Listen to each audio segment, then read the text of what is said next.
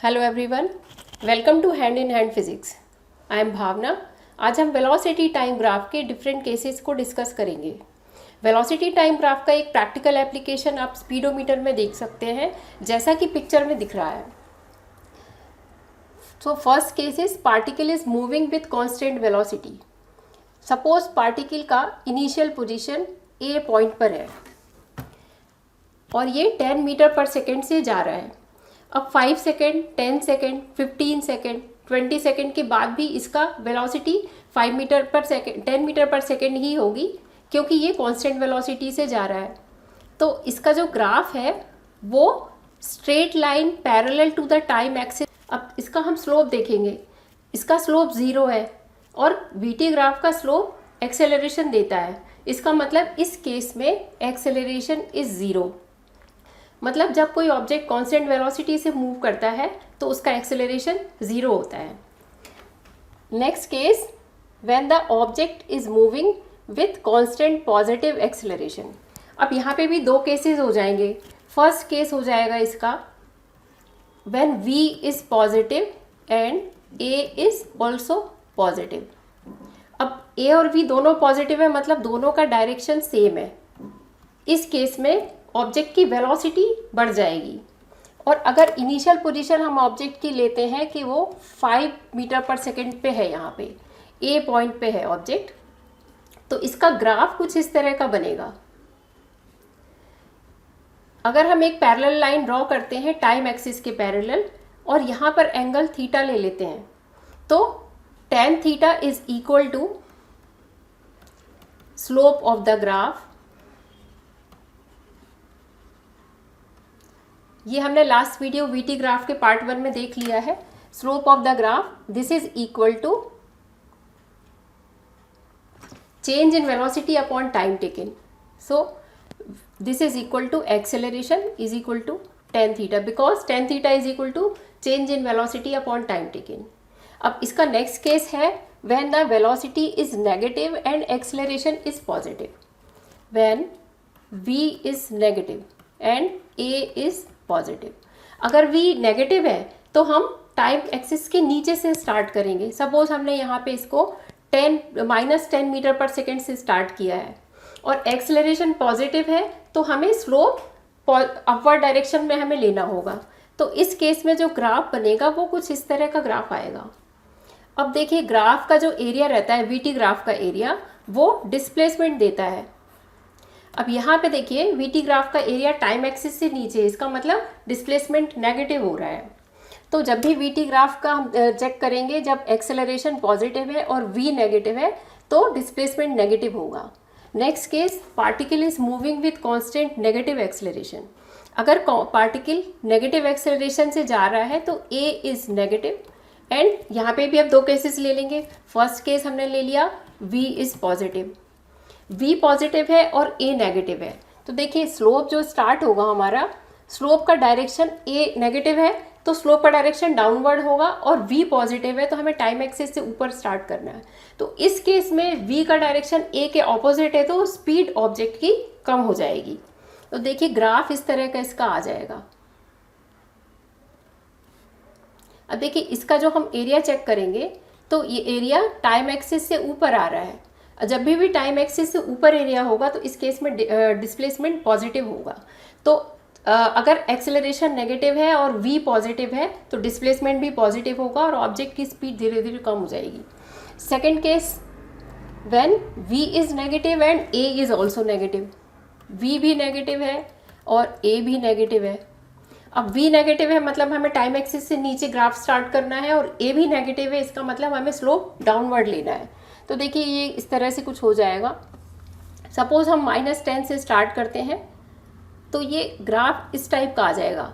अगर ओरिजिन से स्टार्ट करेंगे तो इस तरह का ग्राफ आ जाएगा। Next case, particle is moving with increasing acceleration. अभी तक हम जो केस देख रहे थे उसमें एक्सेलरेशन कांस्टेंट ले रहे थे, मतलब ऑब्जेक्ट यूनिफॉर्मली एक्सेलरेटेड मोशन में था। अभी हम जो देखेंगे दो केसेस, उसमें एक्सेलरेशन इंक्रीजिंग और डिक्रीजिंग देखेंगे। तो देखिए, इंक्रीजिंग एक्सेलरेशन के लिए सपोज ऑब्जेक्ट की इनिशियल पोजीशन पे ए पॉइंट पे इसका एक्सेलरेशन a1 है और बी पॉइंट पे इसका एक्सेलरेशन a2 है। हम A1 को A2 से कम ले रहे हैं, मतलब क्योंकि इंक्रीजिंग एक्सेलरेशन है इसका। तो ग्राफ इसका अगर हम ओरिजिन से स्टार्ट करेंगे तो इस तरह से ग्राफ इसका आ जाएगा। ए पॉइंट हमने यहाँ पे ले लिया, बी पॉइंट हमने इस पॉइंट पे ले लिया, ये ए पॉइंट हो गया।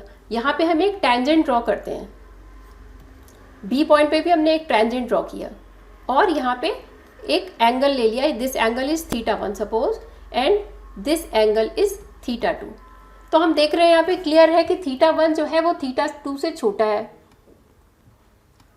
जब θ1 इज लेस देन θ2 है, so tan θ1 is also less than tan θ2। tan θ1 is less than tan θ2 और tan theta is equal to slope of the graph, that means A1 is less than A2, मतलब object की velocity बढ़ रही है। Next case, particle is moving with decreasing acceleration. अब यहाँ पे हमने सेम ले लिया, ए और बी दो पॉइंट ले लिया, ए पॉइंट एंड बी पॉइंट। यहाँ पर एक्सेलरेशन A1 है, बी पॉइंट पे एक्सेलरेशन A2 है। डिक्रीजिंग एक्सेलरेशन है, मतलब A2 is less then A1। So graph जब आएगा इस केस में वेलोसिटी कम होनी शुरू हो जाएगी, तो ग्राफ इसका इस तरह से आएगा। यहाँ पे भी हमें ए पॉइंट सपोज हमने यहाँ ले लिया, बी पॉइंट हमने इस पॉइंट पे ले लिया, यहाँ पे भी हमने एक टेंजेंट ड्रॉ कर दिया, इस पॉइंट पे भी टेंजेंट ड्रॉ कर दिया। ये एंगल बन गया θ1, this angle is θ2। So θ1 is greater than θ2। If θ1 is greater than θ2 then tan θ1 is greater than tan θ2, so A1 is greater than A2। Numerical solve करते हैं, because solving numerical is the best way to understand the topic completely। So first numerical is an object is thrown up vertically, the velocity time graph for the motion of the object। देखिए अब यहाँ पे हम सारे options को check कर लेते हैं।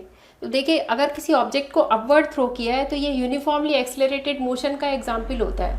अब यूनिफॉर्मली एक्सेलरेटेड मोशन में ए कांस्टेंट रहता है, सो हम फर्स्ट इक्वेशन ऑफ मोशन का यूज़ करते हैं इसका ग्राफ प्लॉट करने के लिए, v is equal to u plus AT।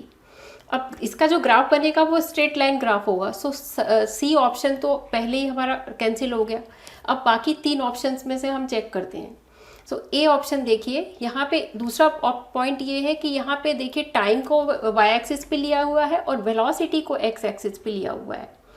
तो अब देखिए टाइम 0 है और वेलोसिटी भी 0 है, जबकि जिस ऑब्जेक्ट को अगर हमने अपवर्ड थ्रो किया है तो इनिशियल उसकी वेलोसिटी मैक्सिमम रहती है, धीरे धीरे जब वो टॉप पे पहुँचेगा तो उसकी वेलोसिटी 0 हो जाएगी, फिर वो डाउनवर्ड आएगा तो उसकी वेलोसिटी बढ़ेगी। और अपवर्ड मोशन के लिए हम u को पॉजिटिव लेते हैं और डाउनवर्ड मोशन के लिए u को नेगेटिव लेते हैं। तो यहाँ पे नहीं हो सकता ए ऑप्शन, क्योंकि यहाँ पे टाइम 0 है, इस टाइम पे वेलोसिटी भी 0 है। अब बी और डी ऑप्शन में हम चेक करते हैं। देखिए बी ऑप्शन में टाइम 0 है, टाइम मैक्सिमम है और वेलोसिटी इसकी 0 है, और ये वाला जो ग्राफ है ये डाउनवर्ड नीचे तक जा रहा है। अब इस केस में देखिए टाइम जो है वो नेगेटिव आ गया, तो टाइम नेगेटिव होता नहीं है, तो ये ऑप्शन भी सही नहीं है। डी ऑप्शन हम देखते हैं, तो डी ऑप्शन में देखिए राइट साइड को में u पॉजिटिव है, लेफ्ट साइड में u नेगेटिव होता है। तो राइट साइड में जब टाइम 0 है तो u की वैल्यू मैक्सिमम है, फिर धीरे धीरे u की वैल्यू कम होनी शुरू हुई है। जब टाइम यहाँ पे आया है इस पॉइंट पे तो u 0 हो गया है, फिर धीरे धीरे u बढ़ा है लेकिन नेगेटिव डायरेक्शन में, तो ये ऑप्शन हमारा करेक्ट होगा। नेक्स्ट क्वेश्चन आता है, two trains which are moving along different tracks in opposite directions are put on the same track due to a mistake. Their drivers on noticing the mistake start slowing down the trains when the trains are 300 meters apart. Graphs show their velocities as a function of time as the trains slow down. The separation between the trains when both have stopped. तो दो trains आ रही थी, देखिए दोनों के graph दिए हुए हैं। फर्स्ट ट्रेन का ग्राफ टाइम एक्सिस से ऊपर है, मतलब ये राइट साइड में जा रही है। सेकंड ट्रेन का ग्राफ टाइम एक्सिस से नीचे है, मतलब ये लेफ्ट साइड में जा रही है। अब हम इसको फिगर को बना लेते हैं रफली।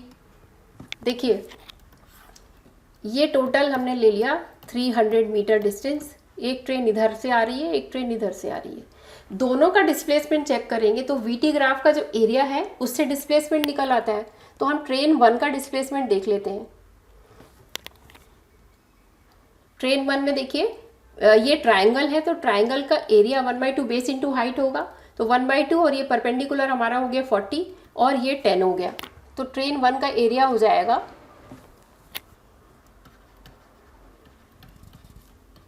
1/2 40 into 10, this is equal to 200 metre.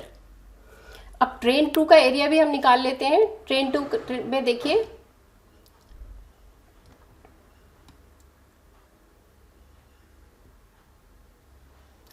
Train 2 में नेगेटिव है 20 और 10 पे आ रहा है, तो हम 20 एंड 8 है यहाँ पे, तो ट्रेन 2 ये भी ट्राइंगल है, 1/2 बेस इसका हो गया 8 इंटू हाइट -20, ये हो गया -80। मतलब एक ट्रेन ने डिस्प्लेस किया है 200 मीटर और दूसरी ने 280, टोटल डिस्टेंस था 300।